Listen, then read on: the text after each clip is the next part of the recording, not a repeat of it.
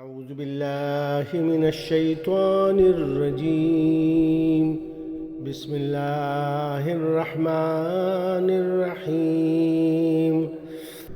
أفمن اتبع رضوان الله كمن باء بسخط من الله ومأواه جهنم وبئس المصير.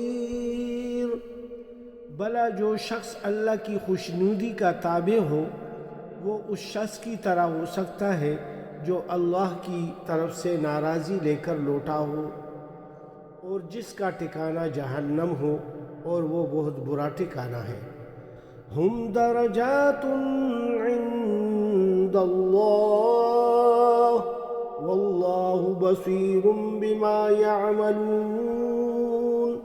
اللہ کے نزدیک ان لوگوں کے درجات مختلف ہیں اور جو کچھ یہ کرتے ہیں اللہ اس کو خوب دیکھتا ہے۔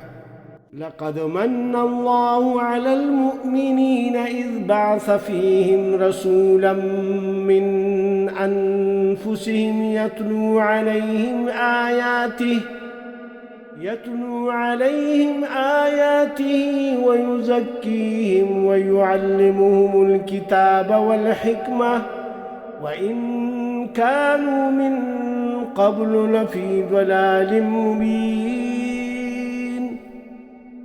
أَوَلَمَّا أَصَابَتْكُم مُّصِيبَةٌ قَدْ أَصَبْتُم مِّثْلَيْهَا قُلْتُمْ أَنَّىٰ هَٰذَا قُلْ هُوَ مِنْ عِندِ أَنفُسِكُمْ ان اللہ علی کل شیء قدیر۔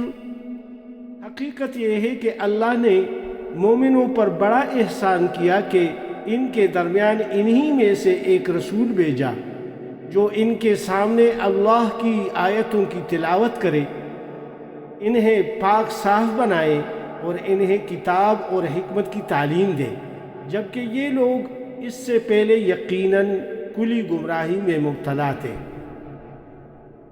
جب تمہیں ایک ایسی مصیبت پہنچی اے مسلمانوں جنگ احد میں جس سے دگنی تم دشمن کو جنگ بدر میں پہنچا چکے تھے، تو کیا تم ایسے موقع پر یہ کہتے ہو کہ یہ مصیبت کہاں سے آ گئی؟